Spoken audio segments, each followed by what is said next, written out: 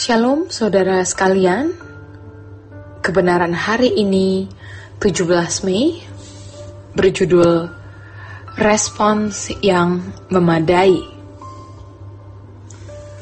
Unsur keempat dalam keselamatan adalah respons individu.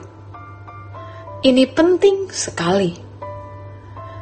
Keselamatan dapat dimiliki atau terwujud dalam hidup seseorang bukan sepihak tindakan Tuhan, melainkan menuntut respons individu yang memadai. Yang memadai. Ini kalimat sering tidak diikutsertakan. Lalu orang suka-suka membuat harga sendiri. Ini masalahnya.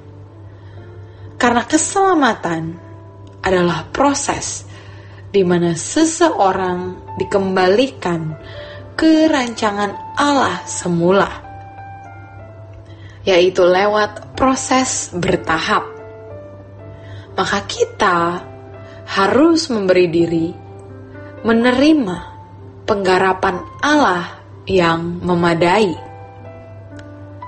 Ibrani 12 ayat yang kedua bicara mengenai iman yang sempurna, bahwa Tuhan menghendaki kita bertumbuh memiliki iman yang sempurna.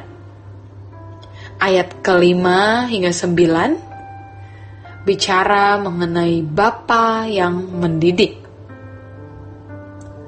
Kalau orang tua di dunia mendidik anak-anaknya dalam waktu yang pendek, berdasarkan apa yang dipandang baik oleh orang tua, Bapa di surga mendidik kita supaya kita hidup dan mengambil bagian dalam kekudusannya.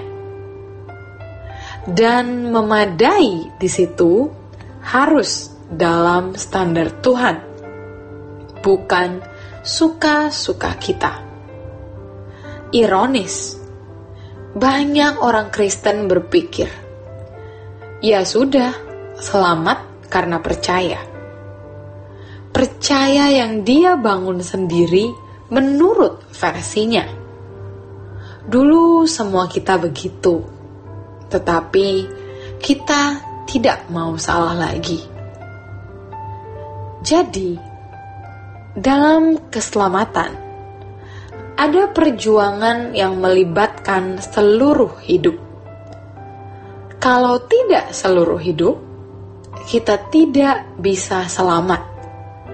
Tidak bisa dikembalikan ke rancangan semula atau menerima didikan Bapa untuk mengambil bagian dalam kekudusannya. Maka orang yang mau selamat harus mempertaruhkan segenap hidupnya. Yesus menyerahkan nyawanya untuk kita, menebus kita, untuk dibawa kepada Bapa. Kita tidak punya lagi apa-apa, kecuali memberi diri untuk diubah. Ketika Yesus ditanya, sedikit sajakah orang yang mau selamat, Tuhan? Tuhan menjawab, sedikit. Maka berjuanglah kamu, jangan hanya ingin berjuang, yaitu melalui perjuangan yang melibatkan seluruh kehidupan, di mana orang yang mau menerima keselamatan harus mempertaruhkan segenap hidupnya demi keselamatan itu. Dulu kita merasa sudah berjuang dalam pelayanan, korbankan uang, tenaga, pikiran, tetapi kita tidak kunjung sempurna, sebab ternyata kita belum mempertaruhkan segenap hidup. Masih ada yang kita tahan. kita tidak bisa mengalami dan memiliki keselamatan kalau pertaruhannya hanya sebagian hidup. Ini harga aslinya. Barang siapa tidak rela kehilangan nyawa, tidak punya nyawa. Tapi orang yang kehilangan nyawa, memperoleh nyawa. Yang melepaskan segala sesuatu bisa diubah jadi murid. Tidak melepaskan segala sesuatu tidak bisa. Kita bisa memahami kata percaya dengan benar kalau prinsip-prinsip keselamatan ini kita pahami. Bahwa percaya punya 3 dimensi. Pertama, terkait dengan pengakuan Allah itu ada. Kedua, terkait dengan pengenalan akan Allah. Dan yang ketiga, terkait dengan keselamatan. Harus ditegaskan bahwa percaya kepada Tuhan itu bukan hanya menyangkut aktivitas pikiran.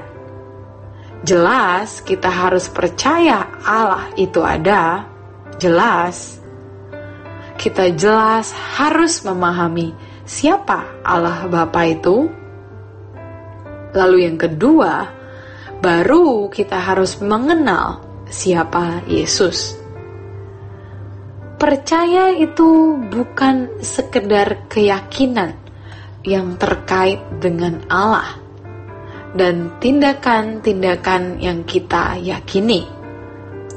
Percaya adalah tindakan atau perilaku perbuatan kita yang melibatkan seluruh hidup kita di dalam mengisi percaya kita. Jadi, bukan hanya percaya Allah begini, begitu. Percaya itu juga tindakan atau perilaku kita untuk mewujudkan percaya kita. Etimologi dari kata percaya dalam bahasa Yunani, pisteo, artinya menyerahkan diri kepada objek yang dipercayai. Dan kalau objek itu Tuhan, kita menyerahkan diri kepada Tuhan Yesus. Kalau kita berkata, aku percaya kepadamu Tuhan Yesus, artinya aku menyerahkan diriku kepadamu Tuhan. Dulu kita merasa sudah menyerahkan diri untuk Tuhan, apalagi bagi yang menjadi pendeta full-timer. Dan itu menjadi kebanggaan banyak full-timer juga. Menyerahkan diri itu bukan begitu. Menyerahkan diri itu artinya hidup kita diisi oleh hidupnya. Alkitab jelas mengatakan agar kita memiliki pikiran perasaan Kristus. Filipi 2 ayat 5-7. Agar kita serupa dengan Yesus, sehingga Yesus menjadi yang sulung. Seperti dikatakan dalam Roma 8 ayat 28 dan 29. Lebih tegas lagi, agar kita tidak lagi mengenakan diri kita, tapi Kristus yang hidup dalam diri kita. Seperti dikatakan dalam Galatia 2 ayat 19-20. Itulah sebabnya Paulus mengatakan dalam Kolose 3 ayat 1-4 bahwa kita sudah mati. Hidup kita tersembunyi bersama dengan Kristus di dalam Allah. Jadi, hidup kekristenan kita ini perjuangan. Perjuangan untuk mematikan keinginan-keinginan diri kita, semua naluriah kemanusiaan kita, dan menyerap naluriah keilahian, naluriah Kristus dalam hidup kita. Maka bejananya harus dikosongkan. Tuhan tidak bisa diduakan. Kita masih menikmati kesenangan dunia sembari kita menikmati Tuhan.